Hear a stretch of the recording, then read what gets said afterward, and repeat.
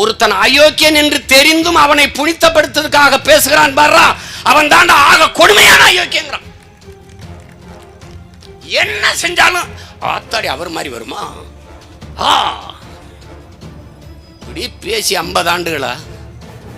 நான் என்ன படித்தேன், என்ன வேலைக்கு போனேன், என்ன வேலை பார்த்துக்கிட்டு இருக்கேன்? தெருவில் கொண்டாந்து விட்டேன். நேற்று எங்கள் ஐயா நல்ல கண்ணு போய் பார்த்தேன். நான் ரொம்ப நேரம் பேசிட்டு இருந்தோம். எங்கள் ஐயா சொல்கிறாங்க, அவர் யாருன்னு தெரியுமா? மன் கி பாத்தில் பேசுகிறாரு. மன் கி பாத் ஒரு ஆள் பேசுகிறாரு, வானொலியில் தான் ஒரு ஆள். நம்ம எல்லாரும் கேட்கணும், ஆனால் நம்ம எல்லாரும் சொல்கிறத அவர் ஒருத்தர் கேட்க மாட்டார். எதுக்காக 2000 ரூபாயை கொண்டு வந்தீங்க? அப்புறம் 2000 ரூபாய் செல்லாது, 1000 ரூபாய் செல்லாது. நீங்கள் இப்போ எதுக்கு இப்போ 2000 ரூபாய் செல்லாதுங்கிறீங்க?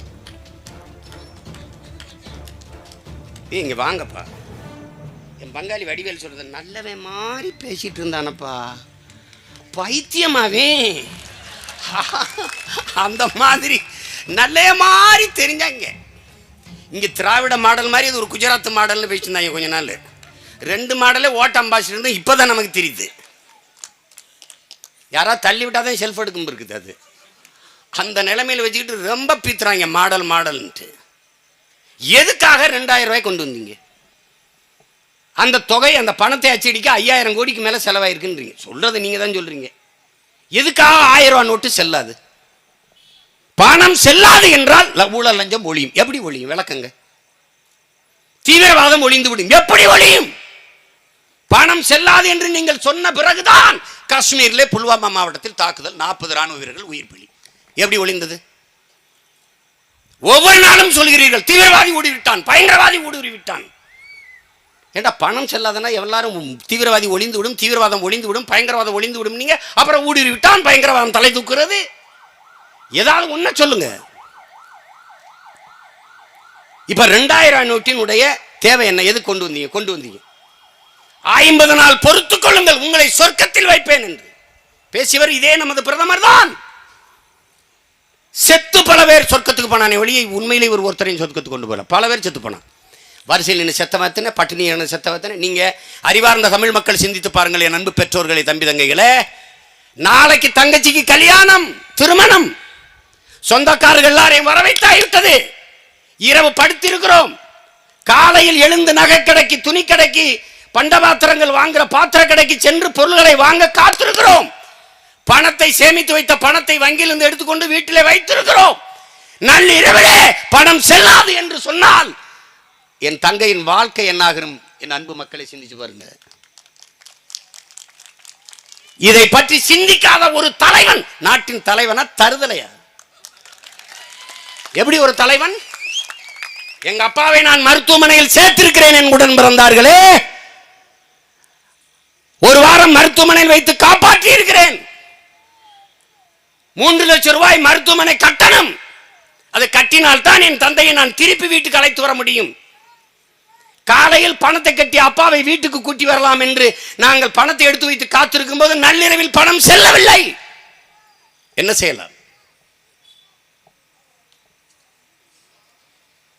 ஒரு பிரச்சனை 2 பிரச்சனை இல்லை. என் உடன் பிறந்தார்களே, பல ஆயிரக்கணக்கில் சிக்கலை நம் மக்கள் எதிர்கொண்டார்கள். என் ஆத்தாளப்பனும் வங்கி வரிசையில் நின்னான், ஏடிஎம் பிடிஎம் வாசலில் நின்னான்.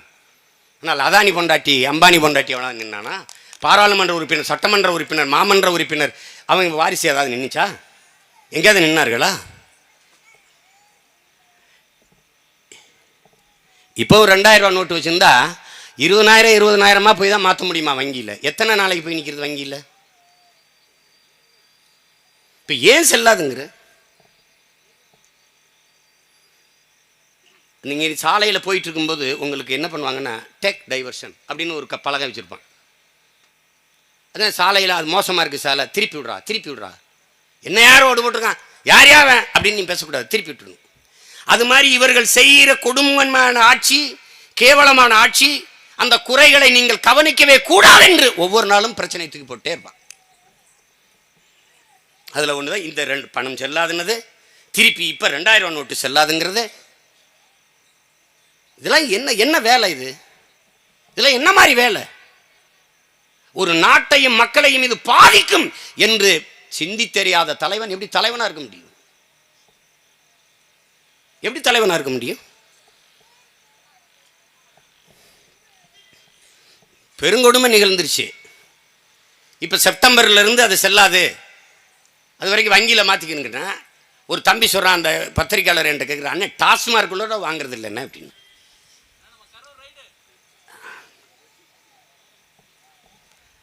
அப்போ இது எவ்வளோ பெரிய கொடுமையாக இருக்குது பாருங்க.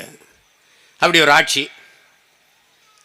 இப்போ திடீர்னு 2 அங்கீகாரம், 4 மருத்துவமனை அங்கீகாரத்தை ரத்து பண்ணியிருக்கான் மத்திய அரசு, அதனுடைய மருத்துவ குழுமம். சென்னையில் அரசு மருத்துவமனை, ஸ்டான்லி அரசு மருத்துவமனை, தருமபுரியில் மருத்துவமனை, திருச்சியில் கியூஆப்பை விஸ்வநாதன் நம்ம தாத்தா பேரில் இருக்க மருத்துவமனை, புதுச்சேரியில் இருக்க மருத்துவமனை, அங்கீகாரம் ரத்து. ஏன்னு கேளுங்க, அங்கே சிசிடிவி கேமரா நல்லா இல்லை, கக்குசில் நல்ல சுத்தமாக இல்லை, கழிவற அது இல்லை. டேய், அதெல்லாம் நல்லா கவனி, அங்கே ஒரு கேமரா பொறுத்துன்னு சொல்கிறா. அதுக்காக அங்கீகாரத்தை ரத்து பண்ண நீ யார்? உனக்கு இந்த அதிகாரத்தை கொடுத்தவன் யார்? நான் முதலமைச்சர் of Tamil Nadu, chief minister of Tamil Nadu, நீ சொல்லிடு. இங்கே வா, நீ யார்? நீ யாரு? நான் நடத்துகிற என் மருத்துவமனையில் அங்கீகாரத்தை ரத்து பண்ண நீ யார்? முதல்ல ஹூவாரிட ஆட்டங்காட்ட ஆள் இல்லாமல் நீ வேலை. என்னை மாதிரி ஒரு சிவகங்கை ராமநாதத்துக்கு காட்டான்ட்ட நீ ஜிக்கிக்கிட்டு ஒரு நாள் படுவாவாரு. என்ன ஆவாயின்னு எனக்கே தெரியாது. எத்தனை கேள்வி எழுப்புறேன், பதில் சொல்லியிருக்கீங்களா யாராவது? என்னை தவிர்க்கிறார்களாம். Ignore him, avoid him, forget him. எத்தனை நாளைக்கு ராஜா? 24 தேர்தலுக்கு அப்புறம் தமிழ்நாட்டில் என் ஆட்டம் மட்டும்தான் இருக்கும். நீ பாரு, நீ என்ன சொல்றதுன்னு தெரியல, யாரோட கூட்டணி வைக்கிறது, எவன் வருவான் போவான்னு தெரியல. இன்னும் தலைப்பிச்சிட்டு இருக்கேன். நான் வேட்பாளரை தேர்வு பண்ணி அறிவித்து வேலை செஞ்சுட்டு போயிட்டு இருக்கேன். எனக்கு எந்த பிரச்சனையும் கிடையாது. நான் பெருங்கூட்டணி வச்சிருக்கிறது நான் மட்டும்தான் தமிழ்நாட்டில். நானும் 8 கோடி மக்களும் கூட்டணி.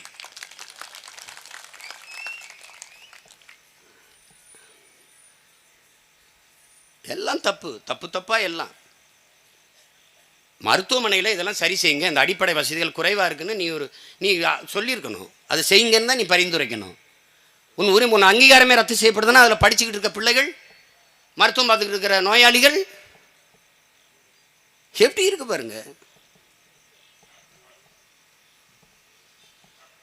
சரி, வருமான வரி சோதனை எல்லார் வீட்லையும் போடுறீங்க. எவ்வளவு சொத்து ஆவணங்களை எடுத்தீங்க? பணமா எவ்வளவு எடுத்தீங்க? மக்கள் காசுல தானே சம்பளம் வாங்குறீங்க. மக்கள் பணத்தை திருடி முறைகேடாக சேமிச்சு வச்சிருக்காங்கன்னு தானே நீங்க ரைடு போறீங்க, சோதிக்க போறீங்க. அதை எடுத்து வந்து மக்களுக்கு முன்பு ஏன் இதுவரை ஒரு தடவை கூட சொல்லலை? இவ்வளவு எடுத்தவங்க பணமா, இவ்வளவு சொத்து ஆவணம் இருக்குங்க, முறைகேடா சேமிச்சு வச்ச சொத்து ஆவணங்கள் ஒரு தடவை கூட சொல்லலை. ஏன்?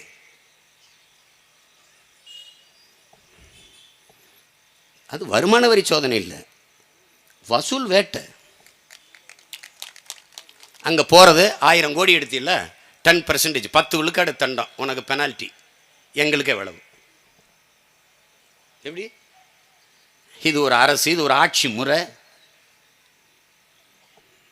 இதுக்கு வரிசையில் நின்று வாக்கு செலுத்தி நாமளும் கொடுமை.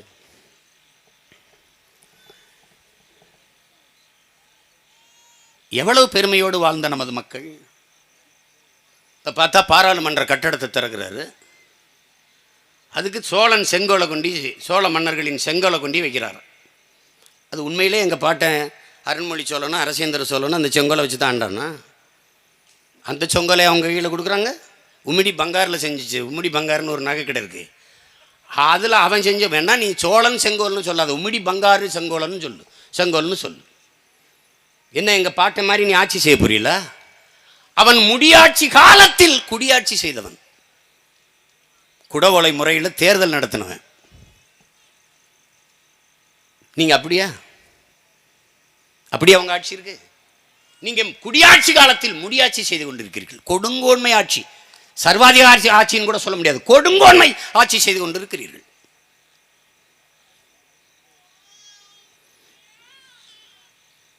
இதுல பெருமை வேற. ஆதினங்கள் தேவாரம் பாடி கையளிக்க இருக்கிறார்கள். எங்கள் பாட்டனின் செங்கோலை உங்களுக்கு கைகளில் தரும்போது தேவாரம் பாடுகிறார்கள் பெருமக்களே. அதே எங்கள் அருமை பெரும்பாட்டின் அருண்மொழி சோழன் கட்டிய கோயிலுக்குள்ளே, பெருவுடையார் கோயிலுக்குள்ளே ஒவ்வொரு நாளும் வேண்டாம், ஒரே ஒரு நாளாவது தேவாரம் பாட சொல்லுங்கள். அவன் செங்கோலை பாராளுமன்றத்துக்குள் வைக்கிற பெருமக்களே, அந்த பெருவுடையார் கோயிலை கட்டி என் பாட்டன் வாயில் காவலன் போல, வாட்ச்மேன் போல அந்த கோயில் வாசலிலே நிற்கிறான். அவன் சிலையை தூக்கி நல்ல அப்பனுக்கு பிறந்தவன் கோயிலுக்குள்ள விடா பார்ப்போம். ஏன்னா வச்சா நீ செத்து போயிருவ, ஒரு பயம். ஆனால் அவன் பேரன் நான் வந்து தூக்கி நேரா உள்ள வைப்பேன். நான் தங்கச்சி காளியம்மா கூட குறிப்பிடிச்சு வரங்க, அந்த குருக்கள் பயந்துட்டாரு. சீமான் யாருமே தலைவாசல் வெளியே வரமாட்டாங்க சீமான், நீங்கள் என்ன சீமான் அப்படி? ஏங்க அது என் பாட்டனுக்கும் பகைவனுக்கும் பிரச்சனைங்க, பாட்டனுக்கும் பேரனுக்கும் ஒன்றும் இல்லை, நீங்கள் பூஜை பண்ணிட்டு கொடுங்க. என்ன இப்படி இப்படி சொல்லிட்டீங்க? ஒன்றும் இல்லை, நீங்கள் வேறு பாருங்க, அடுத்த வருஷம் வருவேன் பாருங்க. ஒரு நம்பிக்கை. பகுத்தறிவு திலகம் ஐயா கருணாநிதி அவர்களே கோயிலுக்குள்ளே போகல, பக்கத்தில் கோயில் மாதிரி ஒரு செட்டு போட்டு அதில் தான் 1000வது விழாவை நடத்தினார். உள்ளே போகலையே,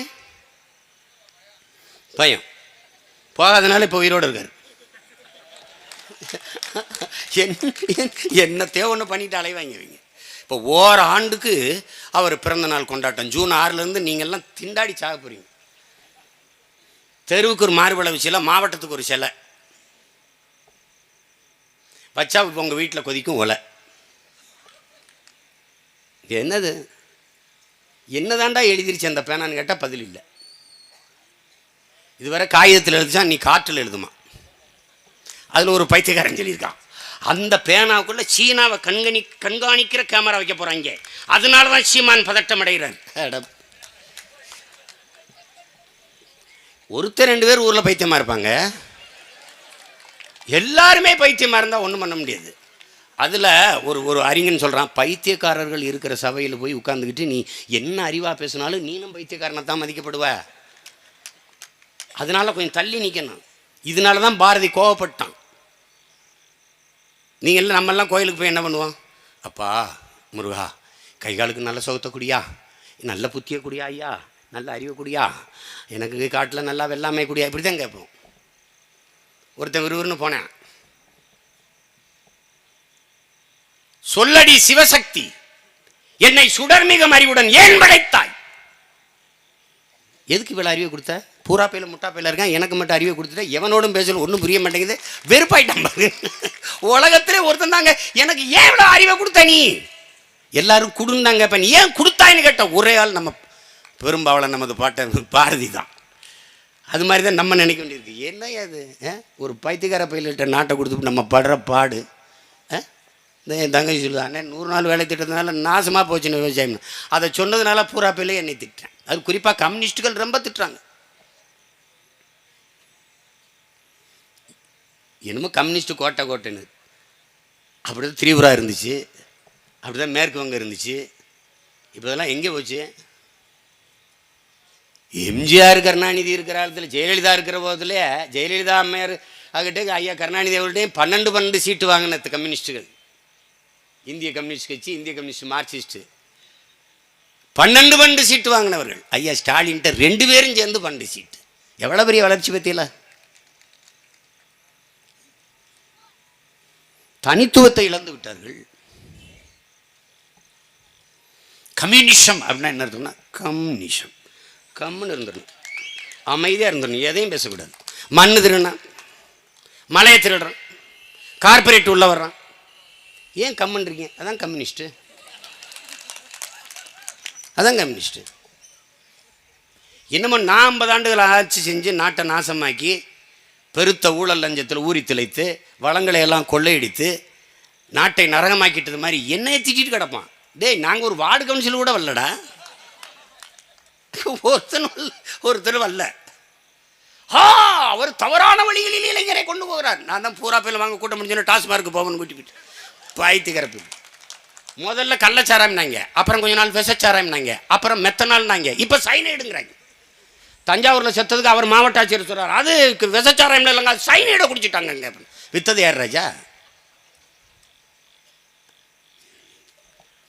அதனால் ஏதோ குடும்ப கஷ்டம், செத்து போயிடலாம்னு நினச்சா எலி மருந்து பால் டாலையெல்லாம் குடிக்காமல் எங்கே விசச்சாராயம் கள்ளச்சாராயம் விற்கிறானோ அவனை பார்த்து குடிச்சு செத்தா 10 லட்சமாக அது கொடுப்பாங்க. அது மீதி இருக்கிறவனாவது பொழைச்சிக்கிடுவான். அதை கவனத்தில் வச்சுக்கிட்டு வேலையை செய்யுங்க. சும்மா தூக்கில் தொங்குறேன், பால் டாலை குடிக்கிறேன், எலி மருந்தை குடிக்கிறேன்னு அது அவசரப்பட்டுறாதிய. ஆமாம், அது ரொம்ப கவனமாக வேலையை செய்யணும். அது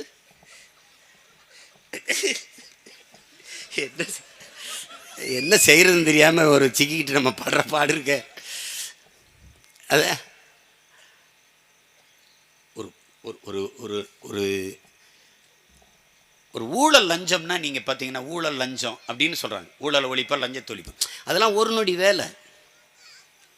ஒரு நேர்மையாளன் அதிகாரத்துக்கு வரும்போது அது ஒளிஞ்சிரும். மன்னன் எவ்வளி, குடிகள் எவ்வளி, தலைவன் எவ்வளி, தொண்டர்கள் எவ்வளி, அவ்வளவுதான்.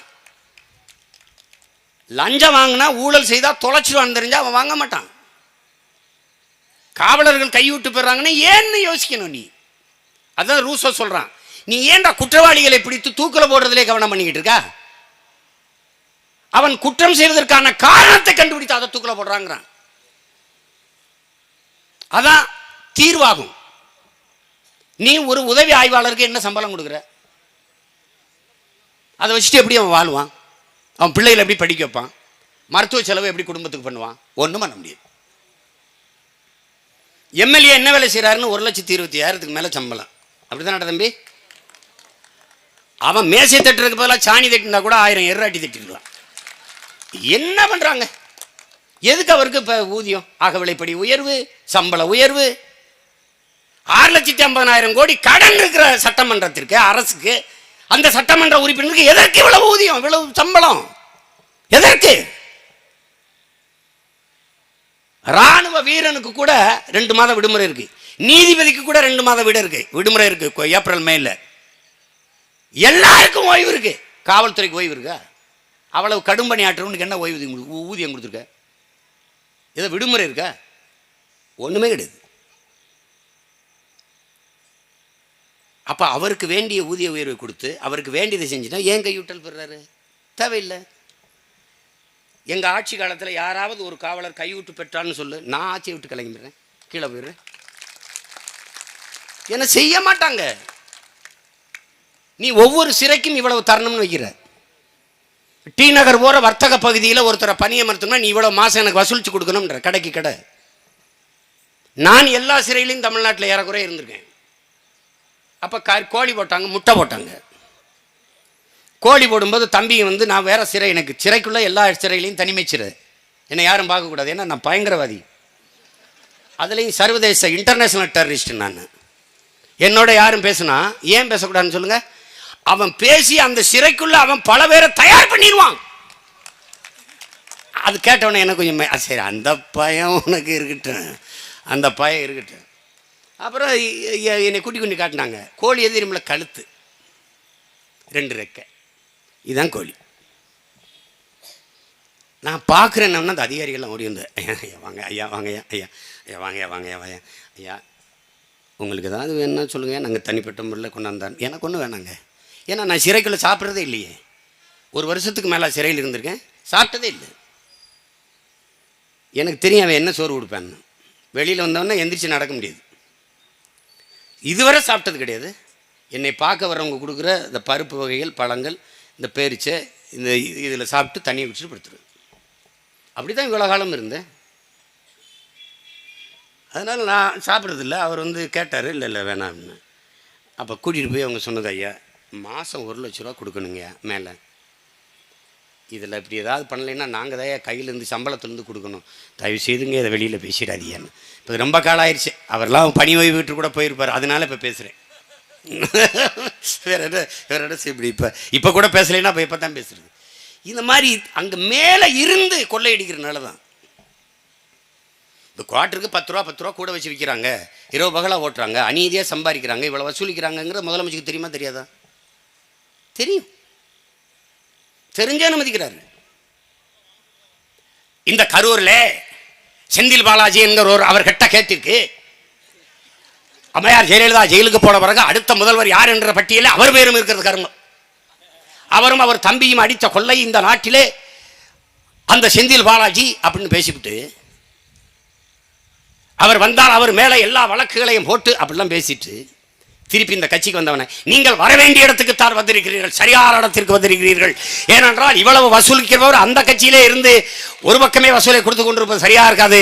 எங்களுக்கும் நீங்கள் எங்கள் வர வேண்டிய இடத்துக்கு தான் வந்திருக்கிறீர்கள். ரெண்டும் அவர் தான் பேசுகிறார். வேணா போட்டு காட்டுறேன் பாருங்க. என்ன சிரிக்கிறீங்க? உண்மையில் கொஞ்சம் சிந்திச்சு பாருங்க. உண்மையில் ரெண்டையும் ஒரே ஆள் தான் பேசியிருக்கு, டப்பிங்லாம் கிடையாது. என் பங்காளி வடிவேல் சொல்லுமா, அது வேற வாய், இது நார வாய். மக்கள் இலவசங்களை விரும்பல, அவர்கள் கல்வி வேலை வாய்ப்பு அதுக்கேற்ற சம்பளம் அதைத்தான் விரும்புகிறாங்க. அதான் சொல்கிறேன்.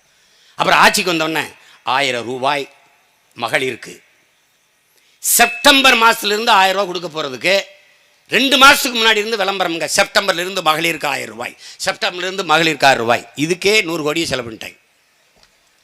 விளம்பரம்ங்க. சென்னையில் நீங்கள் வர முடியாது, இந்த பக்கம் திரும்பினால் நான் முதல்வன் அப்படின்னு ஒரு விளம்பரம். அப்புறம் குழந்தைகளுக்கு சோறுட்டி 13,000 குழந்தைகள் காலை உணவு அருகிறார்கள். ஒரு குழந்தை இந்த காலையில் பசிக்கு சாப்பிட்டு பள்ளிக்கூடம் வர்ற அளவுக்கு கூட வக்கில்லாத நிலைமையில் 60 ஆண்டுகளாக கொப்பேன் நீ அவன் இவன் அந்த பைய இந்த பைய எல்லா பையில ஆண்டு எங்களை பிச்சைக்கார பைய மக்களை காலையில் சோறு போடணும், மதியம் சோறு போடணும்.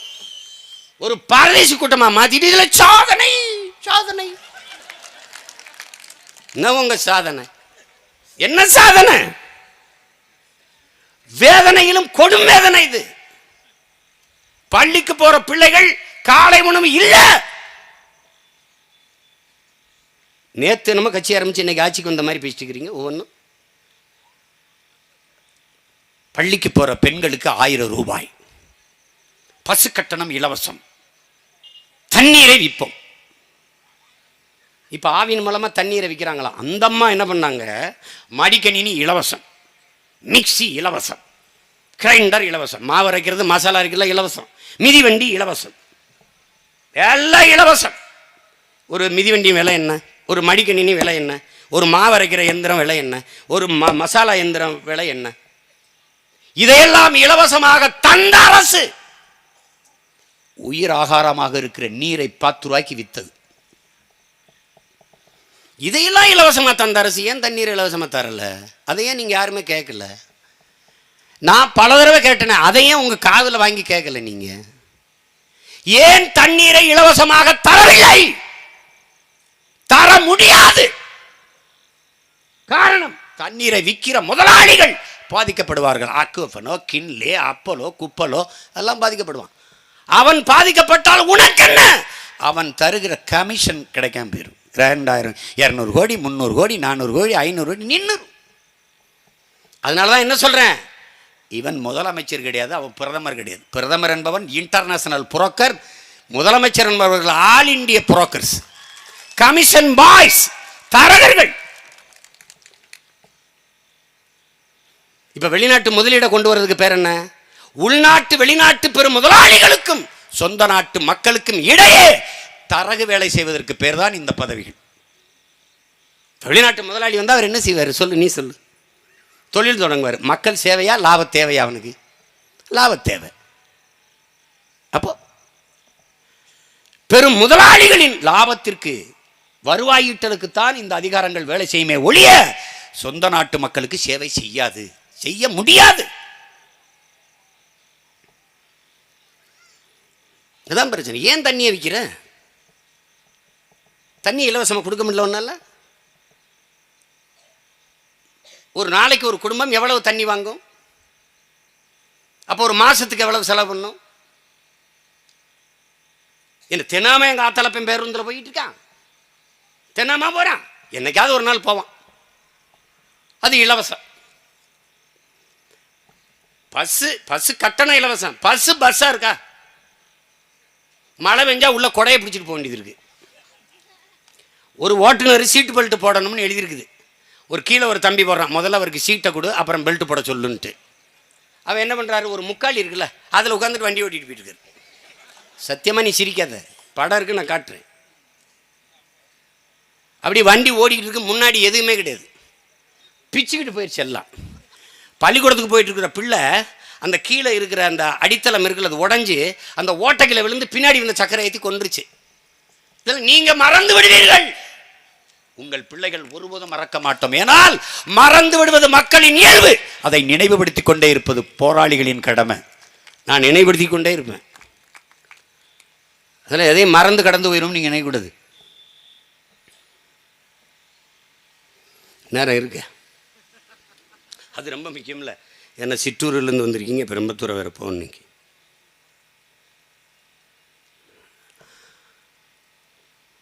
அதனால நம்ம நிலத்தை ஒன்று நீங்கள் கவனிக்கணும்.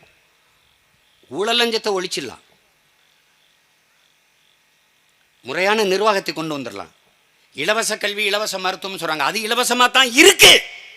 ஆனால் தரமான கல்வி தரமான மருத்துவத்தை கொடுக்கணும், உலகத்தரத்தில் கொடுக்கணும் கல்வி மருத்துவத்தை. இவர்கள் இங்கே 1000 ரூபாய் கொடுக்கிறேன் என்றார்கள் குடிகளுக்கு, ஒரு பெண்களுக்கு குடும்பத்தில். ஆனால் எண்ணற்ற தாய்மார்கள் பிள்ளைகளை கல்லூரியில் பள்ளியில் சேர்க்க பணம் இல்லாமல் கழுத்தில் இருக்க தாலி, தொங்கட்டான், தோடு, கொலுசு, நகையை அடமானம் வைத்து வித்து கொண்டிருப்பது வந்து கொண்டிருக்கு செய்திகளில். அதையும் பாருங்க. இந்த நிலை ஏன் என் மக்களுக்கு வந்தது? இப்ப 100 நாள் வேலை திட்டத்தால வேளாண்மை முடிஞ்சிருச்சு. நாம என்ன சொல்றோம்? 100 நாள் வேலை திட்டத்தை ஒழிக்காது இருக்கட்டும். சிற்றூர்கள் தோறும் அலுவலகம் போடுங்கள். கிராம பஞ்சாயத்து போர்டு பிரசிடென்ட் தானே வேலையை கொடுக்குறாரு, அவர் தானே கொடுக்குறாரு. அவர் ஒரு அலுவலகம் போடட்டும். நான் 10 ஏக்கரில் நெல் போட்டிருக்கேன், அறுக்க ஆள் தேவைப்படுது. அப்போ நான் போய் அங்கே பதிவு பண்ணுறேன், எனக்கு ஒரு 50 ஆள் தேவைப்படுதுங்க, அனுப்புங்க. 50 ஆள் நான் வண்டி அனுப்பி கூட்டிகிட்டு போயிடுறேன், காலையில் வந்து கூட்டிகிட்டு போயிடுறேன் நிலத்துக்கு. அப்போ அவர் கருது அறுத்துட்டு வெளியேறும்போது நான் 500 ரூபா கொடுத்துட்றேன். நீங்கள் அரசு 300 ரூபா கொடுக்குறீங்களா? நேர அலுவலகத்தில் வந்து உங்கள் 300 ரூபாய் வாங்கிட்டு போயிட்டு 800 ரூபாயோட என் மக்கள் வீட்டுக்கு போகட்டும். ஆனால் என்ன நடக்குது? மனித உடலாற்றல், மனித அறிவாற்றல், உழைப்பில் ஈடுபடுத்தி உற்பத்தியை பெருக்கிற நாடுதான் வாழும் வளரும். இதுதான் உலகத்தில் ஒரு அடிப்படை அறிவு இருக்கு. சின்னதாக கொஞ்சம் அறிவு இருக்கிறவங்க கூட இது புரியும். ஆனால் சோம்பி இருக்கிறதுக்கு சம்பளம் கொடுத்து எத்தனை நாளைக்கு நீ ஒரு நாட்டை முன்னேற்றிடுவேன்? இப்போ 100 நாள் வேலை திட்டத்தில் வேலை செய்யறதுக்கு சம்பளம் கொடுக்க காசு இல்லை.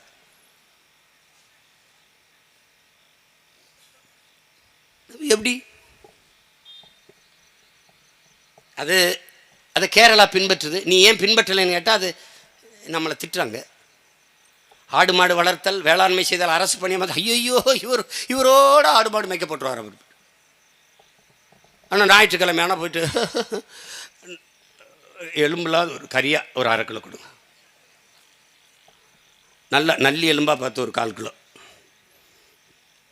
அது என்ன வானத்துலேருந்து செப்ப நல்லி எலும்புலாம் பொத்து பொத்துன்னு விழுகுதா? ஆடு எங்கள் ஆத்தால இப்போ மேய்க்கணும் ராஜா, மேய்க்கணும். பாலின் சந்தை மதிப்பு எவ்வளோன்னு உனக்கு தெரியுமா? இந்தியா அதிகமாக அந்நிய செலாவணி பணம் ஈட்டுகிற தொழில் தெரியுமா? ஏற்றுமதி. என்ன ஏற்றுமதி? மாட்டுக்கறி ஏற்றுமதி. Beef export hey, Hindustan is number 1 ஹே. ஊரானுக்கு ஊட்டி விடுவேன் ஹே, உள்ளவே நீ சாப்பிட்டா கொன்னு விடுவேன் ஹே. என்ன ஹே? அது ஒரு பைத்துக்கார கூட்டம், நம்ம பேசுறது புரியாது. ஆனால் உங்கள் மகன்கிட்ட அதிகாரம் வந்துருச்சுன்னா நீ என்ன ரொம்ப வருத்தப்படுவேன். எப்படி வருத்தப்படுவேன்? நான் 10 வருஷத்துக்கு முன்னாடி அந்த பையில் கொடுத்துருக்கலாம், என்றைக்கோ நாடு உருப்பட்டு இருந்திருக்கும். ரொம்ப தாமதமாயிருச்சுன்னு வருத்தப்படுவீங்க. ஏன் நாங்கள் வானத்திலிருந்து வந்தவர்கள் இல்லையே, தேவ தூதர்கள் இல்லை, உங்கள் வயிற்றிலிருந்து வந்த பிள்ளைகள்.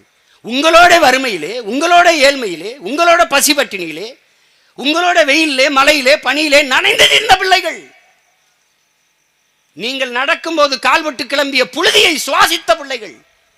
உழைத்து களைத்த அப்பா பெரியப்பா வரும்போது வேர்வையோடு போய் கட்டிப்பிடித்து முத்தமிட்ட பிள்ளைகள். எங்களுக்கு இல்லாத அக்கறை இந்த நிலத்தில் எவனுக்கு இருக்கும்? யாருக்கு இருக்கும்? இந்த ONGC இந்த மீத்தேன் எல்லாம் எடுக்காம எரிவாயுக்கு பயோகேஸுக்கு என்ன பண்ணுவாய் சீமான்? என் அப்பா சொல்லி வச்சிருக்கு. ஆடு மாட்டு கழிவிலிருந்து, மனித கழிவிலிருந்து, மக்கிய இலைதரை கழிவிலிருந்தும் எவ்வளவு நாளும் பயோகேஸ் மீத்தேன் எடுத்துக்கொள்ள முடியும். இவர் போய் முதலீடு கொண்டு வர போறாரு சிங்கப்பூர். சென்னையில் பாதி 45 நிமிடம் தான் மொத்த சிங்கப்பூரை சுத்தி வர முடியும். 45 நிமிஷம் சுத்தி வந்துடலாம். அந்த நாடு மீத்தேன் எடுக்கிறது மக்கிய மர கழிவில் இருந்து எடுக்குது. அதை நீ எடுக்க முடியாதா? எதற்காக என் பூமி தாயின் ஈரக்குலை அறுக்கிறாய்? எதற்காக இதயத்தை பிடுங்குகிறாய்? எதற்காக சிறுநீரகத்தை அறுக்கிறாய்? நான் கும்பிடுவதற்கு கோடி சாமி இருக்கிறது பூமியிலே, ஆனால் நான் வாழ்வதற்கு ஒரே ஒரு பூமி தான் இருக்கிறது. அதை அழிய கொடுத்து விட்டு நான் எங்கு போவது? எந்த கிரகத்தை நோக்கி படையெடுப்பது? இந்த புரிதல், இந்த தெளிவு,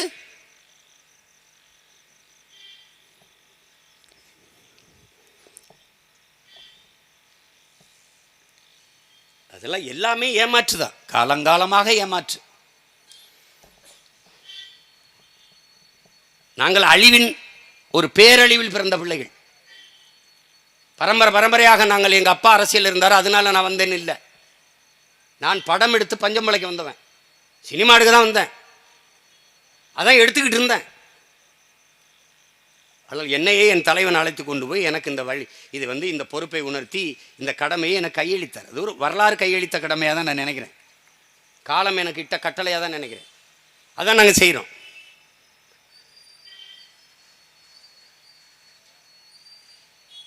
நாங்கள் என் மக்கள் சிந்திய ரத்தத்திலும் கண்ணீரிலும் கருக்கொண்ட பிள்ளைகள், என் அன்பு உடன் பிறந்தார்களே, பேரன்புமிக்க பெற்றோர்களே, தாலாட்டு கட்டு வளர்ந்தவர்கள் அல்ல, கதறலிலும் ஒப்பாரிலும் ஓலத்திலும் வளர்ந்தவர்கள், லட்சக்கணக்கான பிணங்களுக்கு இடையே பிரசவிக்கப்பட்ட பிள்ளைகள். எங்களோடு இணைகிற, நாம் தமிழர்களை இணைகிற என் அன்பு உடன் பிறந்தார்களுக்கு சொல்லுவேன், என் தலைவன் நமக்கு கற்பித்ததை நான் உங்களுக்கு ஒரு தடவை சொல்ல விரும்புகிறேன். நான் வீழ்ந்தாலும் சரி, என் இனம் எழுந்தால் போதும். நாங்கள் செத்தாலும் சரி, எங்கள் இன மக்கள் வாழ்ந்தால் போதும். இதுதான் நாம் ஏற்றுக்கொள்ளக்கூடிய கோட்பாடாக இருக்கணும்.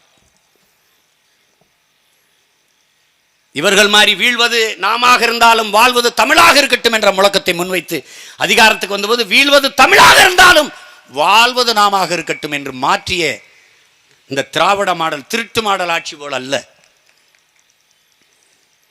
இன்னைக்கு எல்லாம் நாடகம். இத்தனை லட்சம் மக்களை கொண்டுட்டோமே, கொலை பண்ணிட்டோமே, அதை பற்றி கவலையே கிடையாது, அதை பற்றி பேசுறது இல்லை. இந்த இனத்திற்காக செத்த வீரர்களுக்கு ஒரு பூ போடுறதில்லை, ஒரு மெழுகுவர்த்தி கொளுத்துறதில்லை.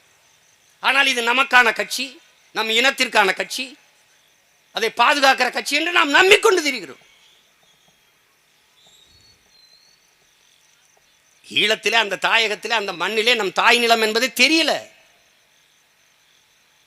நம் இன சொந்தங்கள் அங்கு வாழ்ந்து கொண்டிருந்தார்கள், தெரியல. அது பிழைக்க போன இடத்தில் தமிழர்கள் நாடு கேட்கிறார்கள் என்று வரலாற்று பிழையான புரிதல். அது தமிழனின் தாய் நிலம் என்ற வரலாற்று தெளிவு இல்லை, அறிவு இல்லை. அதை மறக்கடித்து கடந்து போக செய்யணும். ஒரு தலைமுறைக்கு அந்த காயமே இருக்கக்கூடாது என்று இவர்கள் கருதுகிறார்கள். அதனால அதை பேசுறது இல்லை.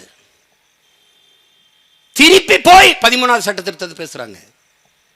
87 நடந்த ஒப்பந்தம், ராஜீவ் ஜெயவர்தனை ஒப்பந்தத்தில் தான் நம் இனம் இவ்வளவு பெரிய வீழ்ச்சியை சந்தித்தது. தலைவர் அன்றைக்கு ராஜீவ் ஜெயவர்தனை ஒப்பந்தத்தை மறுக்கிறார் என்றால், நிராகரிக்கிறார் என்றால், அவரை விட இந்த மண்ணை, இந்த இனத்தை, இந்த மக்களை நேசித்த ஒரு மகன் உலக வரலாற்றில் உண்டா? அது வேண்டாம், என் இனத்திற்கு நன்மை வைக்கும் என்றால் அவர்தான் முதலில் ஏற்றுக்கொண்டு கையெழுத்திட்டிருப்பார். அவர் நிராகரிக்கிறார் என்றால் அது எவ்வளவு பின்விளைவு, ஆபத்தை தரும் என்பதை நீங்க உணர்ந்து பார்க்கணும். அதனால தான் வேணான்ட்டார். ஆனால் இன்னைக்கு மறுபடியும் 13வது சட்ட திருத்தம் என்று பேசிக்கொண்டிருக்கிறார். ஈழத்தில் அந்த நிலத்தில் நடந்தது ஒரு இனப்படுகொலை என்று சொல்வதற்கு இவர்களுக்கு துணிவில்லை, சொல்ல மறுக்கிறார்கள். அது திட்டமிட்டு நிகழ்த்தப்பட்ட ஒரு இனப்படுகொலை, போர்க்குற்ற அளவிலே நிற்கிறார்கள். நாம் அந்த போரே குற்றம் என்று சொல்கிறோம். ஒரு நாடு, அந்த நாட்டுக்குள் வாழக்கூடிய இன்னொரு இன மக்களை ராணுவ தாக்குதல் நடத்தி அழிக்க கூடாது, இது போர் மரபு. அதை மீறி நம் மக்களை கொன்றது இலங்கை அரசு. ஒரு நாட்டுக்கும் இன்னொரு நாட்டுக்கும் சண்டை நடக்கும் போது பயன்படுத்தக்கூடாது என்று தடை விதித்த அத்தனை போர்க்கருவிகளையும் பயன்படுத்தி கொண்டது. அதை உலகம் கண்மூடி வேடிக்கை பார்த்து கொண்டு நின்றது. ஆனா இன்றைக்கு என்ன நிலை? பேசுவதற்கு ஒருத்தன் இல்லை, நம்மளை விட்டா. கர்நாடகாவில், அமெரிக்காவில், அமெரிக்க நாட்டில் அங்கே இருக்கிற காங்கிரஸ் கட்சியின் பாராளுமன்ற உறுப்பினர்கள் பில் ஜான்சனும் தேப்ரா ரோஸுங்கிற ரெண்டு, ஒரு பெண்ணும் ஒரு பெண் உறுப்பினரும் ஆண் உறுப்பினரும், தேப்ரா ரோஸும் அந்த பில் ஜான்சன் 2 உறுப்பினர்கள், நம்முடைய மதிப்பிற்குரியவர்கள், போற்றுதலுக்குரியவர்கள். தமிழர் நிலத்தில் எத்தனை பாராளுமன்ற உறுப்பினர்களை அனுப்பினீர்கள்? ஒருவர் பேசல. அமெரிக்காவில் இருக்கிற அந்த நாட்டின் காங்கிரஸ் கட்சியின் உறுப்பினர்கள், பாராளுமன்ற உறுப்பினர்கள் பாராளுமன்றத்தில் பதிவு செய்கிறார்கள், ஈழத்தில் கொன்றொழிக்கப்பட்ட மக்களுக்கு இருக்கிற இறுதி தீர்வு வாக்கெடுப்பு தான், ரெஃபரண்டம், பொது வாக்கெடுப்பு தான் ஒரே அரசியல் தீர்வு என்று சொல்கிறார்கள். கனடா நாட்டின் பிரதமர், நம்முடைய மதிப்பிற்குரிய பெருந்தகை, மாண்புமிக்க அந்த நாட்டின் பிரதமர் ஜஸ்டின் ட்ரூடோ, இலங்கையில் ஈழத்தில் நடத்தப்பட்டது படுகொலை, இனப்படுகொலை என்பதை பதிவு செய்கிறார். ஒரு மிகப்பெரிய நாட்டினுடைய தலைவர், நாட்டின் பிரதமர் ஜஸ்டின் ட்ரூடோ அவர்கள் அந்த நாட்டில் ஈழத்தில் நடந்தது இனப்படுகொலை என்பதை பதிவு செய்கிறார். மதிப்புமிக்க ஒரு குரல். ஆனால் இந்த நாட்டில் தந்தையர் நாடு என்று நாம் நம்பி நின்று இவர்களுக்கு வாக்கு செலுத்திய இந்த தலைவர்கள் ஒருவர் கூட இதை பதிவு செய்யலை. நமக்கு இருக்கிற இறுதி வாய்ப்பு அரசியல் தீர்வு தான். அரசியல் தீர்வுக்கு ஒரே வாய்ப்பு ரெஃபரண்டம், வாக்கெடுப்பு, பொது வாக்கெடுப்பு. ஒரே இலங்கைக்குள் ஒன்றாக இருந்து வாழ்கிறீர்களா அல்லது தனித்தமிழ் ஈழமாக மீள்கிறீர்களா? இது கருத்து. இதை முன்வைத்து தமிழீழத்தில் வாழ்கிற மக்கள், தமிழகத்தில் வந்து ஏதிலிகளாக வாழ்கிற மக்கள், புலம்பெயர்ந்து வாழ்கிற ஈழத்தமிழ் மக்களிடத்திலே ஒரு வாக்கெடுப்பு. ஒரே இலங்கைக்குள் நாங்கள் வாழ்கிறோம் என்று வாக்களித்து விட்டால் நாங்கள் எல்லோரும் வாய் மூடி மௌனிக்கிறோம். இல்லை, தனித்தமிழ் ஈழமாக மீள்கிறோம், சுதந்திர நாடாக நாங்கள் பிரிகிறோம் என்றால் உலக வல்லாதிக்க அதிபர்கள், பெரும் தலைவர்கள் வந்து எங்களை பிரித்து தனி நாடாக பிரகடனப்படுத்துங்கள். இதான் நாங்கள் வைக்கிற கோரிக்கை. ஒடுக்குகிற தேசியனத்திடமிருந்து ஒடுக்கப்படுகிற தேசியனம் பிரிந்து செல்ல விரும்புவது தன்னுரிமை. அந்த தன்னுரிமையை போராடி பெற வேண்டியது ஒவ்வொரு தேசியனத்தின் பிறப்புரிமை என்கிறான் ரஷ்ய புரட்சியாளர் லெனின். ஒரு நாட்டிலிருந்து இன்னொரு நாடு, ஒரு இனத்திலிருந்து இன்னொரு இனம் பிரிவது என்பதை பிரிவினவாதம் என்று பேசக்கூடாது.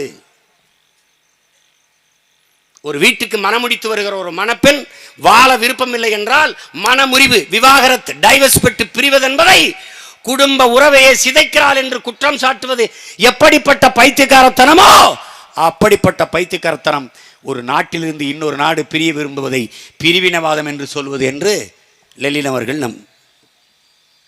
நமக்கு போதித்திருக்கிறார். அந்த வழியை தான் நாம் பின்பற்றுகிறோம். இப்படி நாடுகள் பிரியலையா? பிரிஞ்சிருக்கு. 2006 1990 யுகோஸ்லாவியாவிலிருந்து ஸ்லோவேனியான்னு ஒரு நாடு பிரியுது. 1990 டிசம்பர் 23 பிரியுது. வாக்கெடுப்பு நடத்து 1990 டிசம்பர் 23 தனி நாடாக போகுது ஸ்லோவேனியான்னு ஒரு நாடு. அப்போ 1999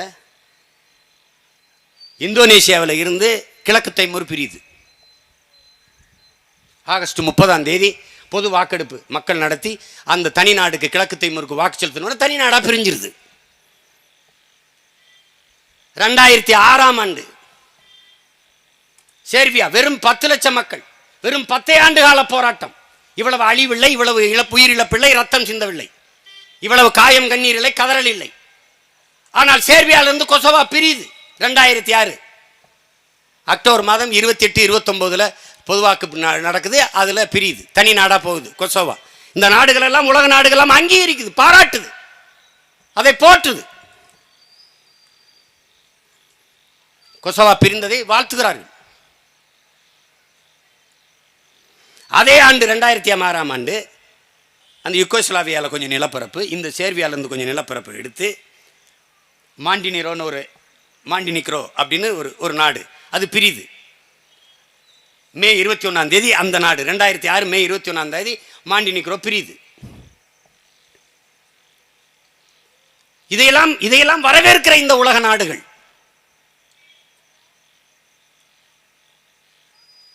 2011 ஜூலை 9 பாருங்க, இது வந்து தீவும் இல்லை, தீபகற்பமும் இல்லை, ஒரு நாடு தெற்கு சூடான், நிலவியல் நாடு, வெறும் சுற்றி 4 பக்கம் நிலம்தான்.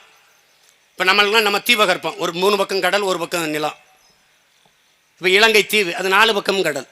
அப்படி இல்லை இந்த தெற்கு சூடான், 4 பக்கம் நிலவியல்.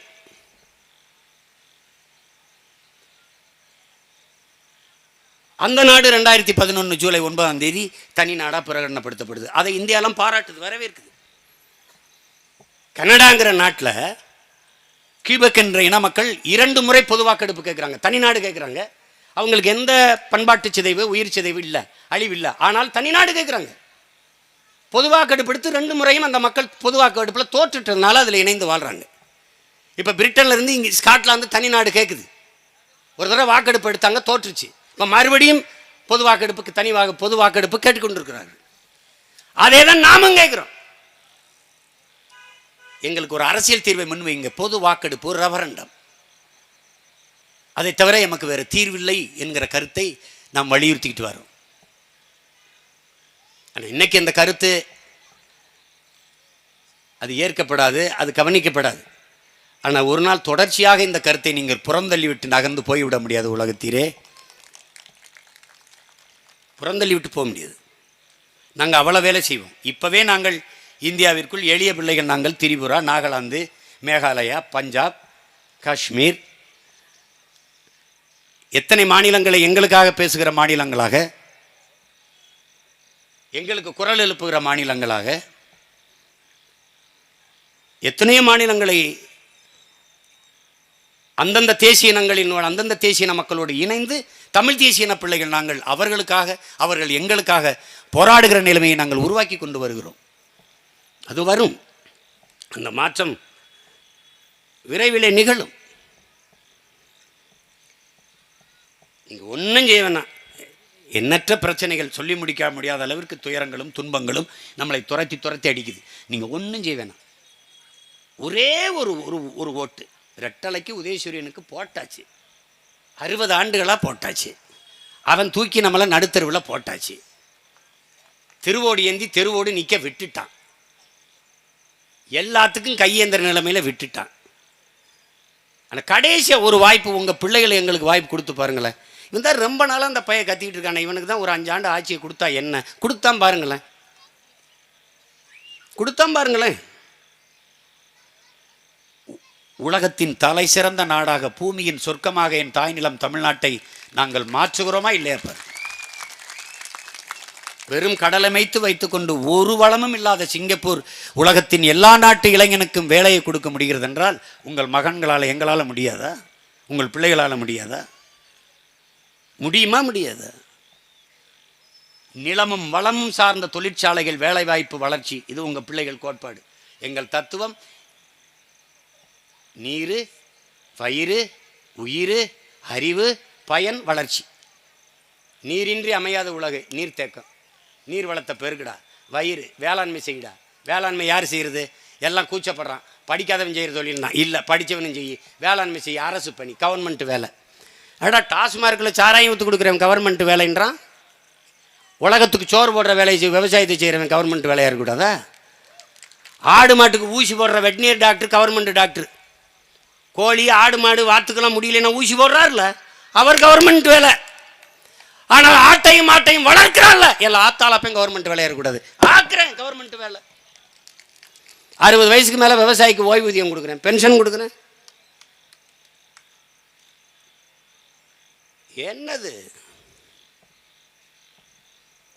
நீ பாரு என்ன பாடுபடுத்துறேன்னு. ஒரு 5 வருஷம் ஒரே ஒரு தடவை.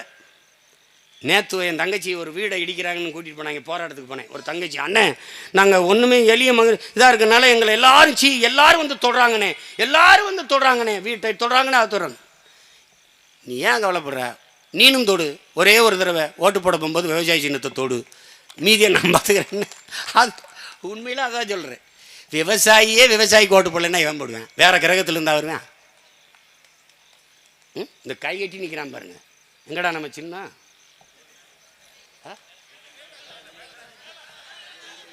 அங்கே பாருங்க. அவன் கொடுக்கும்போது கரும்பை 2 வச்சுட்டான். அது ஒரு கம்பையோ சோளத்தையோ ஒரு நெல்லையோ வச்சிருக்கலாம். கரும்பை ஏன் வச்சான்? ஆலைக்குள் கொடுத்து தன் உடம்பை கசக்கி பிழிந்தாலும் இனிப்பா இருக்கிற சர்க்கரையை தருவதாலேயே அதை கரும்பு சின்னத்தை எங்களுக்கு கொடுத்துக்கலாம். நீ என்னை கொடுமைப்படுத்தி கஷ்டப்படுத்தி வருத்தினாலும் நான் உங்களுக்கு இனிப்பைத்தான் தருவோம். அதனால கரும்பை கை கட்டி நிற்கிறான். விவசாயி எவனிடத்துலையும் கை கட்டவும் கூடாது, கை நீட்டவும் கூடாது. அவனுக்கிட்ட தான். உலகத்திலே என் அன்பு மக்களுக்கு நான் சொல்லுவேன், எவனுடைய தயவிலும் இல்லாது உலகத்திலே ஒருவனால் வாழ முடியும் என்றால் அது உழவர் குடியன் வேளாண் குடிமகன் விவசாயியால தான் முடியும். எல்லோரும் மனிதர்கள் செய்கிற வேலையை செய்கிறார்கள். என் அன்பு பெற்றோர்களே, என் அருமை தம்பி தங்கைகளே, வேளாண் குடிமகன் விவசாயி மட்டும்தான் தெய்வத்தின் தொழிலை செய்கிறான். அது நல்லா கவனிச்சுக்கணும். சாப்பாடு இன்னைக்கு கிடைச்சிருச்சு, ஆண்டவனே நன்றிங்கிற. அந்த சாப்பாடை கிடைக்க வச்ச ஆண்டவன், அந்த தெய்வம், அந்த இறைவன் உழவர் குடிமகன் விவசாயி என்பதை கவனத்தில் வச்சுக்கணும். விவசாயி தோற்று போனார்கள். உங்களுக்கு ஒன்று சொல்லணும், நான் விரும்புகிறேன், ஏற்கனவே சொல்லியிருக்கேன், நான் சொல்லிட்டு முடிக்க நினைக்கிறேன். நான் முதலாக புலி சின்னத்தை கேட்டேன், தரமாட்டாங்கன்னு தெரியும், ரிஜெக்டட். நான் மகிழ்ச்சி அடைஞ்சேன். மயிலை கேட்டேன், மயில் சின்னத்தை வாங்கும்டா அப்படின்னு. அது மயில் உயிர் உள்ள எதையும் தர முடியாது, அது தேசிய பறவைன்ட்டாங்க, நேஷனல் பேர்டு, அதை தர முடியாது. அப்போ ஏன் தேசிய மலரை தாமரையை பிஜேபிக்கு கொடுத்தீங்கன்னு கேட்டேன். அந்த அதிகாரிகள் குசு குசுன்னு பேசிக்கிட்டாங்க.